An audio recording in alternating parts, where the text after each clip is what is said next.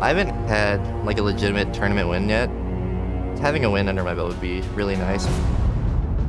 I don't think anybody on the team's ever had like a first place finish. 솔직히 이번 시즌 초기에는 그냥 생각한 게 좀 배우는 마음으로 하자는 팀적으로 그런 생각을 했는데 점점 상위권 팀 잡고 욕심이 생기다 보니 한 번쯤은 북미에서 우승하고 싶고 항상 저희가 그래비티랑 경기했을 때 탑정글 싸움에서 무조건 이겼거든요. 그거 때문에 좀 그쪽에서 좀 두려워하지 않을까 생각이 들어요. They're a pretty strong team overall. I don't really know if they have any like big weaknesses. It's just up to us to outplay them as a team.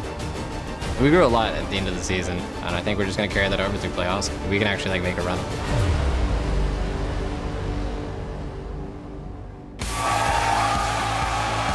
Welcome, ladies and gentlemen, to day 2 of our NALCS spring playoffs. The fans are ready here in Los Angeles to cheer on their favorite teams, and they should be after some exciting games in Europe today.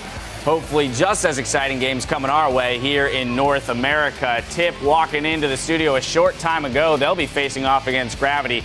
St. Vicious warming up with some time on the Rift. Got his earphones in the last Shadow making his last-minute notes as well. Good to have him here, I'm sure, for the playoffs. Hello, everyone. I'm James Patterson, and if yesterday was any indication, anything can happen in today's quarterfinal showdown. Now, joining me on the desk to share their league knowledge is Eugene Pobelter Park from Winter Fox, and fresh off his historic and prestigious win with the old league organization, Alex Each. How you guys doing today? Pretty good, pretty good. Excited to be here, excited for some games? Yeah.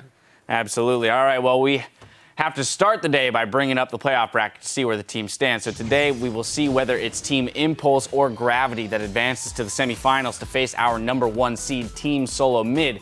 And in the top half of the bracket, Team Liquid won our first quarterfinal series, besting CLG in a neat 3-0 sweep. They'll advance to the semifinals where they'll battle the second seed Cloud9. And of course, all these teams are vying for championship points that become hugely important as teams look to qualify for a spot at Worlds. So gentlemen, I kind of want to get your general thoughts on yesterday's matchup as a whole, because I do believe it caught a lot of people off guard to watch Team Liquid 3-0 CLG.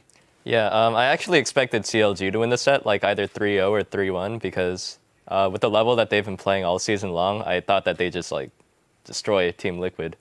But yeah, I mean, it ended up turning out to be completely opposite. I think that it's because some of the players on CLG aren't as comfortable when playoffs come around. Yeah, so Alex, I mean, there's a bit of that kind of choke factor that we've talked about with CLG, but on the side of Liquid, they definitely stepped up in that series. So I think that Team Liquid finally found their synergy, especially like with Piglet. I felt that they didn't really feel that confident, and I've heard they were doing much better in scrims, but when it was coming to the LCS games, they were actually not that on point. And when I was speaking to the Dominate, he said that he didn't know what was happening.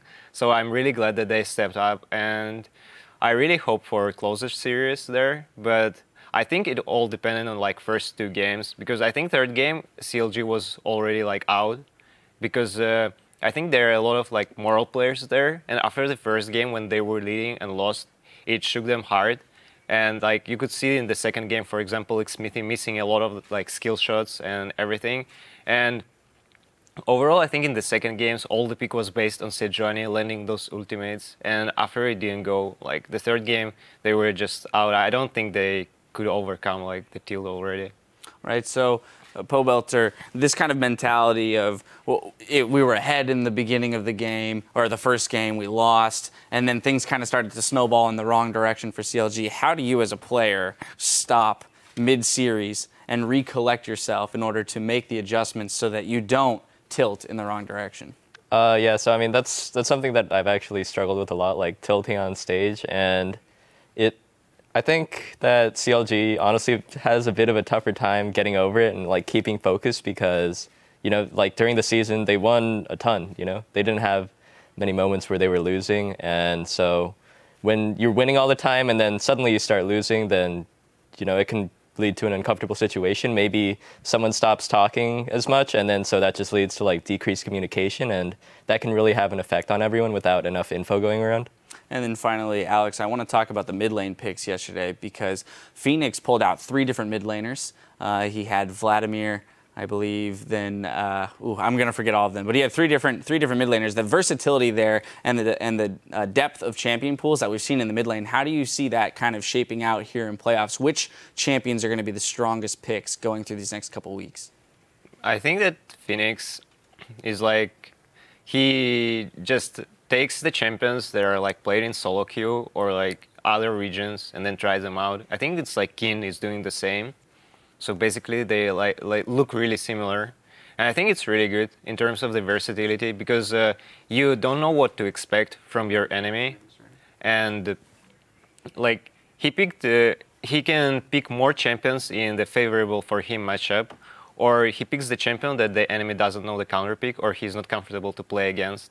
And if he's comfortable with that champion himself, it works in his favor a lot.